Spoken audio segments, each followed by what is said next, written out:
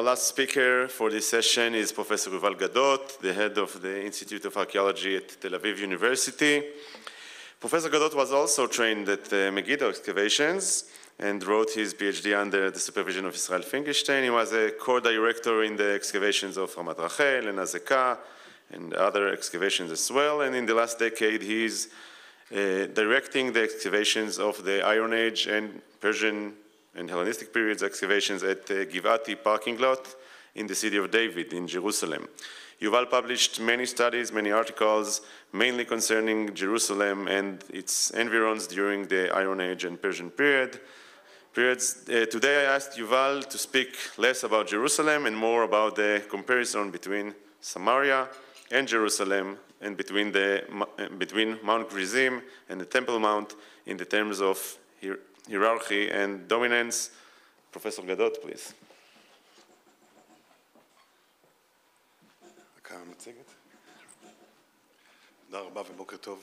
I would speak in English since I was told to speak in English.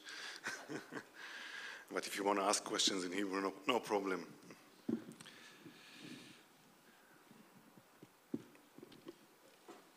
So, I want to per your request, we can call it Thoughts from Jerusalem on Samaria or something like that, and I also try to somehow connect to the story of Mount Ebal. And part of the my talk is based on a paper that I published together with Joe Ziel and Asaf Kleiman on a first brief for Professor Tom Levy. There, the position was completely from Jerusalem towards Samaria, and I'll try to turn around now the views, but still speak about the connections between the two cities. And there is a kind of an off-road that I will take you when we speak about sacred mountains. The departure for our joint paper was the fact that in recent articles and books, we hear more and more about Samaria dominating Jerusalem. This is just one quote from Israel Finkelstein's very important book, speaking about Samaria as the leading, or the kingdom of Israel, the forgotten kingdom, as the leading kingdom, but it's not just the leading kingdom, the more developed, the more matured. It's also about actual dominance over Jerusalem. And this has been taken, I think, a step forward in the second book by Christian Fervel, where he writes about actual kings of Israel ruling in Jerusalem, not just Atalia, but also Yoram as one single king that is kind of given different names or mentioned as two different persons in the biblical authorship, but it's really the way he understands it, it's one person that is behind the two names, or the one name. I don't know how to say that now. And we also hear in the Book of Kings a lot about inner marriage between the two dynasties, and actually Atalia ruling from Jerusalem. And we hear about conflicts and wars between the two kingdoms. This is further enhanced by the Tel Dan Stela, which speaks about the king of Judah as kind of adjoining the king of Israel in his fight against the king of Damascus. And to all of that adds up Israel Finkelstein's view of state formation processes that took place both in Judah and Samaria, and his recent work at Kiryat Yearim, which he sees as a Jeroboam II outpost ruling over Jerusalem. And this is where we kind of began our route, and I will begin my route today. I will want to take it in 2.5. So let's say the directions. One is whether do we see actual economic or any kind of exchange between Samaria and Jerusalem, and is there a rulership that we can see physically? And I will speak also about the sacred mountains and their legacy. And I want to start by mentioning that the nature of the Israelite monarchy, the monarchy of Israel, the kingdom of Israel, has been also challenged by recent finds both by Professor Amichai Mazar, who excavated together with Nava at Tel Rehov. And Tel Rehov is definitely under the hegemony of the Samaritans, but you don't really see that in the archaeology of Tel Rehov. And at the same time, the work that was done by Omer Sergei and Keren Kovalov-Paran at Chovat Tevet and the economic action that is going on there, and the fact that you don't really see that in Samaria. So it feels like Samaria is there. It's the host, the city of the kings of the kingdom of Israel, but economically there are webs and kind of networks that are working independently of Samaria itself, and this is just in the back of our mind. Even when we speak about Jeroboam II, who is a much stronger king than the kings before, and you look at the Samaria ostraca, you see that the tax was collected from nearby. You don't really see tax, at least by these ostraca, tax reaching the capital from different areas. So this is at the back of our mind. And what I will speak today is a little bit about the sacred mountains and things that we can learn from Jerusalem about Samaria and Mount Ebal and Gerizim. And then we'll see whether we can see evidence of connectivity between Jerusalem and Samaria through the archaeological record and so on. Okay, so first of all, the mountains, and when did they really become sacred and kind of political statements? We are sitting in a hotel, but I'm sure that everybody here at breakfast and lunch went to see Temple Mount because the view is so imposing. It's also always the two way around, and today the entire landscape of Jerusalem is surrounded by monuments and landmarks that are supposed to show ownership of the heritage, competition between these institutes and so on. But when did this start? In Jerusalem, of course, we cannot know because the Temple Mount itself wasn't excavated, but if we move to Shechem, Nablus, and Mount Ebal and Mount Gerizim, they are located imposing over the city. And David Osishkin's understanding of Shechem is of a city during the Middle Bronze Age where processions were taking place from one side of the city to the other side out and then up to Mount Gerizim. Both of them are not built at that time. There's a Middle Bronze temple just as you leave Tananir, as you leave Nablus, but it's not at the top of Mount Gerizim. The picture here is of Mount Ebal, if I understand correctly, the directions of the temple. And Shai, you said that thank you for a picture, so this is a picture you gave me. This is an interaction between Samaria and Jerusalem. And you can see definitely that we are speaking about a sacred landscape. I don't think that there is a day that this landscape became sacred. You just walk there and you understand this evil and tameh and purified concept of the two mountains is something that I think is inherited to any human action going on there from the moment people walked around. And in both cases, the summit is not occupied by any temple. When we go closer to Jerusalem and try to learn some lessons, then we have the evidence that is coming from the work of the Israeli Antiquity Authority all around Nahal Refaim, where Emmanuel is here. We see villages that are built like this village at the Bible Zoo at the bottom of the hill, while the top of the hills are occupied with burial places from the Intermediate Bronze Age. And this is a recurrent phenomenon all over. And it seems like that the upper part of the hills were devoted for the forefathers while people were settling down at the valley itself. One of these places that was excavated by Shua Kiselevich, one of the tombs was emptied, and apart from regular finds like pottery and everything and things that we are used to, there are also pollen evidence that shows that there was a garden below, and this garden had artificially blooming trees. Palm trees cannot bloom in an environment like Nahal Refaim, and so the pollen had to be either brought there from afar or from trees that were planted at the village below, and this is what Tafna Langot has suggested to kind of reconstruct a kind of a burial garden before you go up to the burial place itself. Of course, about Temple Mount, we have no idea since it was never excavated, but it seems like if we take this logic from Shechem and from Nahal Refaim and all other environs of Jerusalem, that during the Intermediate and Bronze Age, the mountain peaks were left untouched, not accessible to the humans and kind of devoted to the god, ancestors, or something that is interplaying between them. And just a word about Mount Ebal monument, it's also not located at the top of the hill. This drawing is towards Kabir, Mount Kabir. The summit of Mount Ebal is to the right. And it seems that this tradition lingered, that you do not build the altar at the top of the hill itself. It's devoted to whoever the mountain is devoted to, and while the worship is going on around, maybe there were more processions going uphill, or maybe this is where the procession stopped when they reached the top of this part of Mount Ebal.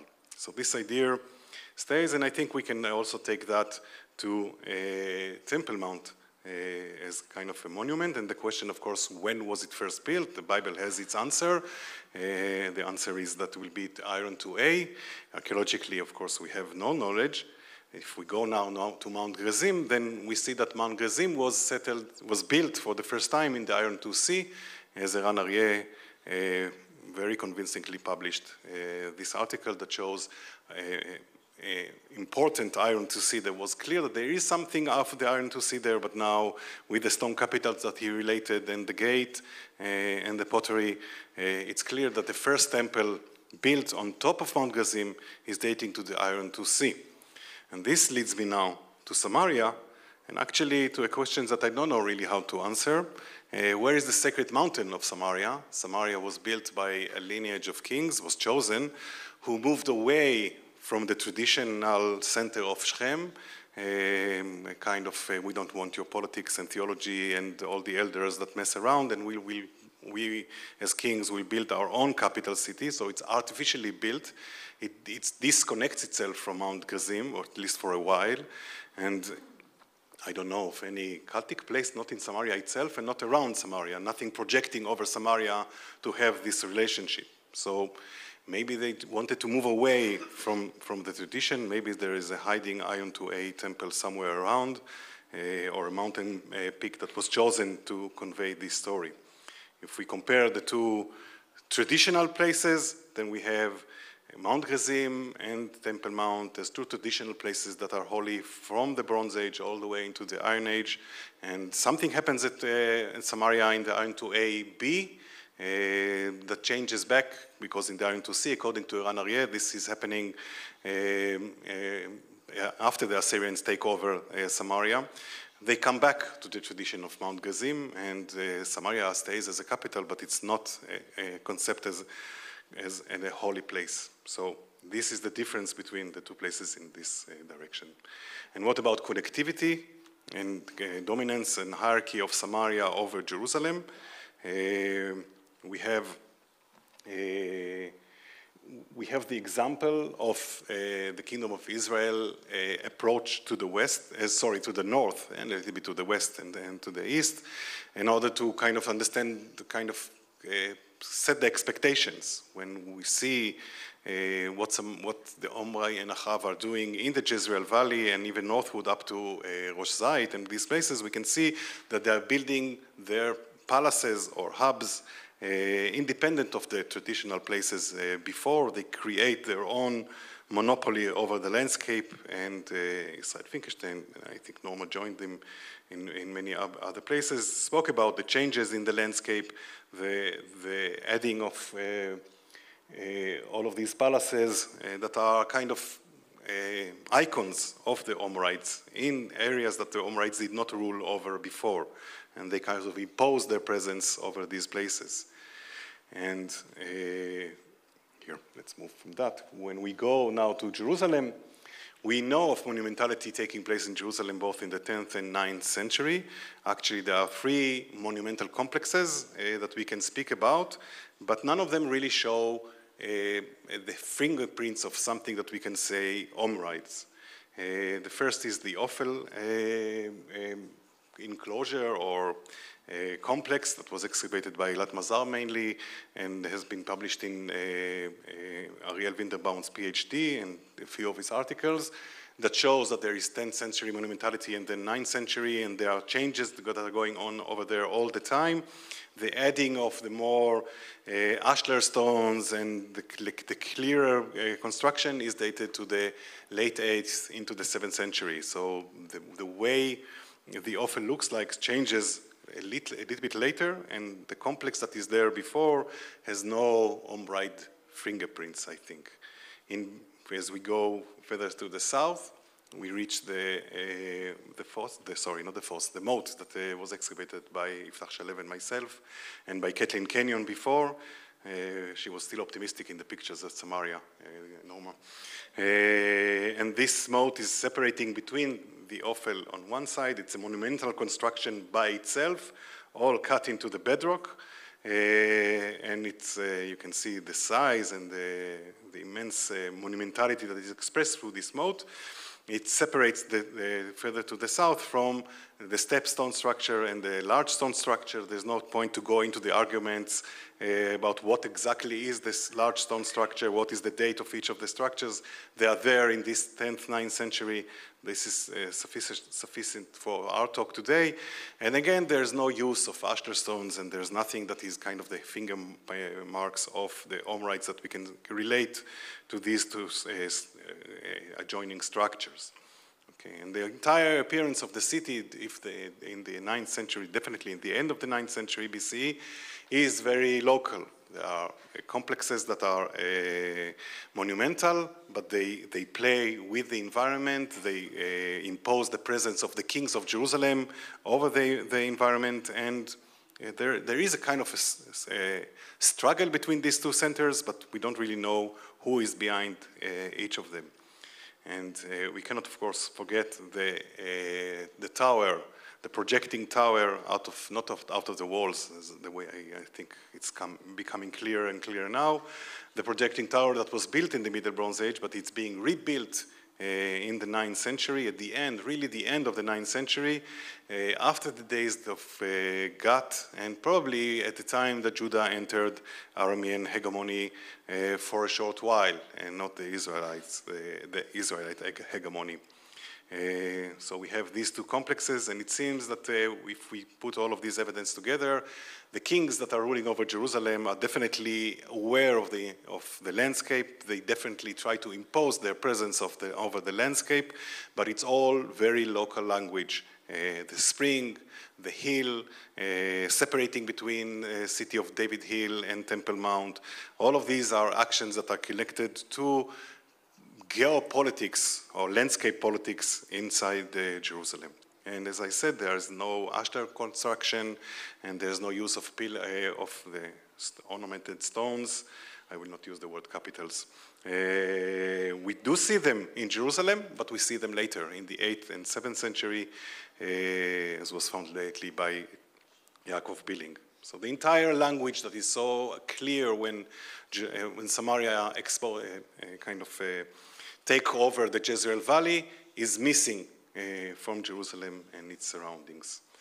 And in commercial activities across the highlands, well, we have to say, frankly, at the beginning, that there's nothing that exists in Samaria, no natural resource that Samaria has and that is really needed in Jerusalem. Okay, so we don't really know what should be exported, but if there are relations, things move, ideas. So now we saw no ideas moving, and we should expect pottery or something moving, some kind of an interaction. We looked together, Josiel, Asaf Kleiman, and myself, over the pottery and bula that were found in Jerusalem, and Jerusalem is very rich with bula. Pottery-wise, we know of things that are very typical to the administration of the Kingdom of Israel. They are missing from Jerusalem, both the Holmos jars and the Hippot jars. And we know of typical pottery that is kind of typical to the north, and pottery that is typical to the south. This is the north and the south before. None of these types appear at any of the sites, so you don't really see much of the Jerusalem-styled pottery reaching Samaria, found in Jerusalem and Samaria, not Samaria itself and not in villages around Samaria, and you don't see Samaria kind of pottery found in Jerusalem or anywhere around Jerusalem, actually also not at Kriyat Yearim. So there is no interaction, and the petrography that David Ben Shlomo performed, and a little bit also by Anat Cohen-Weinberg, shows that very, very clearly. Jerusalem is a city that is connected around. Pottery reaches Jerusalem from different locations, especially from the Shfela, the Gat or Ekron or any of these cities, less the coastal cities. But 5 pottery vessels from Samaria is a very, very poor number for a city that is supposed to be dominated by Samaria, by the Samaritan kings. The bulas are all, we know of 2 collections, early 9th century, later 8th, 7th century. The bulla are all locally made. They are not coming to Jerusalem from faraway places, and they are definitely not coming to Jerusalem from Samaria. There are motifs that can be connected in the earlier group to the coast, like boats or the, if you want, the Proto-Iolic capitals, but these are just motifs. They did not say anything about the source of the bulla itself, which is local. Let's jump on that. So if we take all of that together, we saw in the contemporary literature that there's all the time talk about Jerusalem being dominated by Samaria, but we suggest that there is low level of connectivity between the 2 places, even lesser than we thought. Like simply 2 neighbor sites, you don't really see Samaria in Jerusalem, and you don't see Jerusalem in Samaria. So that is the case. To this we have to kind of take, just to be a little bit more cautious, when we see Samaria reaches up, as I said at the beginning, to the east, to Tel Rehov, to Zerzeit Valley to the north, and Dor is a little bit different to the west. We see that earlier economic networks continue to act without coming to Samaria. These hallmark jars that are found at Tevet, at Jezreel, Megiddo, in special places that are connected to some kind of an economic activity going on there. Things that are found also at Rehov and going all the way to Rosh Zayit are missing from Samaria itself as a capital. So maybe the fact that we don't see Samaria economically in Jerusalem should not surprise us. It tells more about the nature, the economic or nature of the kingdom of Samaria, kingdom of Israel. So I think if we go back to the sentence that Aaron asked me to say, the nature of the kingdom of Israel and Samaria challenges our models. We always speak about either hegemony and then we should see everything in a network, or that they are independent. And the feeling is that, and I don't argue about the marriage and the interconnections, that we have to understand the nature of Samaria more in order to understand its presence in Jerusalem. Thank you very much.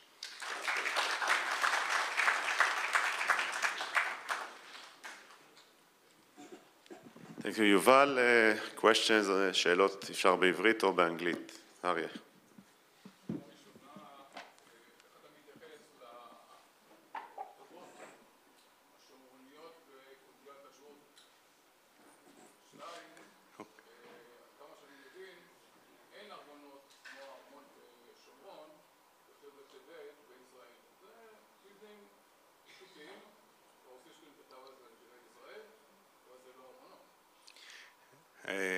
באנגלית או בעברית? בעברית. יש לי עכשיו דיסלקסיה מוחלטת במוח. אני אתחיל מהשאלה השנייה, יותר קל לי לענות עליה. נורמה הראתה לנו את הארמונות האומרידים במגידו, גם 1723 וגם 6000. אני חושב שישראל היא כן ארמון מפואר, וטבת זו מערכת מאוד נבדלת. טבת היא מערכת כלכלית, היא לא ארמונית בהקשר הזה, ובאמת דברים שרואים בטבת לא מגיעים לשומרון. זה חלק מה שמאתגר במערכת הזאת. ולגבי קונטילת הג'רוד, אני לא מטיל ספק בעוצמה של ירובעם השני, והזכרתי פה את דור ושקמון, העבודות שנעשות עכשיו, בקונטילת הג'רוד.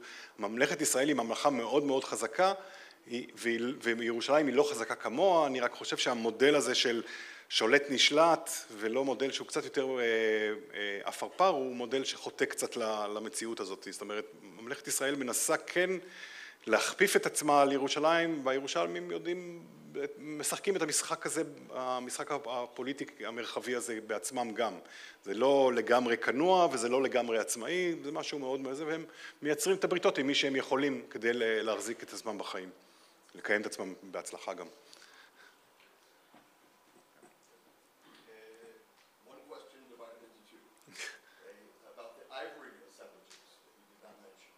In Jerusalem or in Samaria? Jerusalem and in Samaria and in Megiddo. How do you reconcile these different finds? Were they from the same periods of time? And as Norma mentioned in Sebastian, okay, they were actually dispersed. In Jerusalem they were found in one concentration. Okay. So first of all, one warning, I don't think we found the palatial collection of ivories. I think it's somebody who is kind of dependent on the palace that he's getting, so it looks like a collection, but it's one room in one building, and actually 12 plaques that are looking very, very similar to each other. So I don't know if I can really compare it to Samaria itself and Megiddo. The student, PhD student of Koch and mine, Reli Avisar, is writing on these ivories from Jerusalem, and she has more parallels that show that they look like they were manufactured in the early 7th century, either locally, or this is her view, or maybe somewhere in the middle between Assyria and Jerusalem, my view. But they are definitely later in time than the ones that at Samaria and at Megiddo.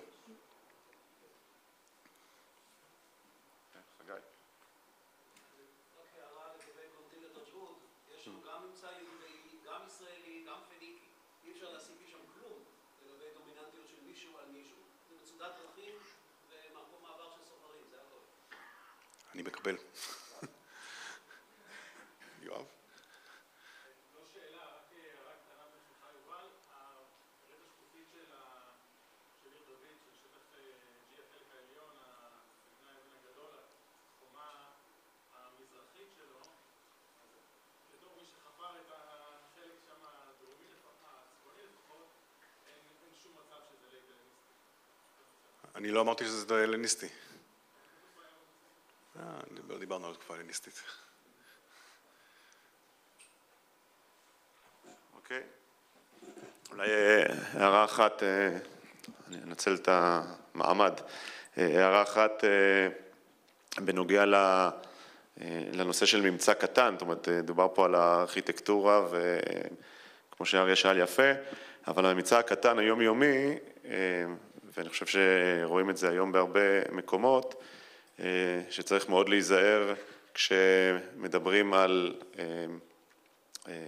הבדל בין מדינות שונות, במיוחד כמו ישראל ויהודה. זאת אומרת, זה נכון שיש קרמיקה אופיינית לצפון וקרמיקה אופיינית לדרום, אבל אני אעשה לכם איזשהו ספוילר, תישארו למושב האחרון שעסוק בדרום השומרון, ותראו שבדרום השומרון בהרבה מאוד אתרים, מרג'ם, שילה ואחרים, אנחנו רואים שיש כן את הקשר הזה בעצם שמראה שהתרבות החומרית חוצה גבולות ולאו דווקא נשארת באזור המדיני שלה. אני מסכים. כן, כן. יופי, אז תודה רבה, thank you very much. אנחנו יוצאים לחצי שעה הפסקה, ב-11:15 נחזור למושב השני.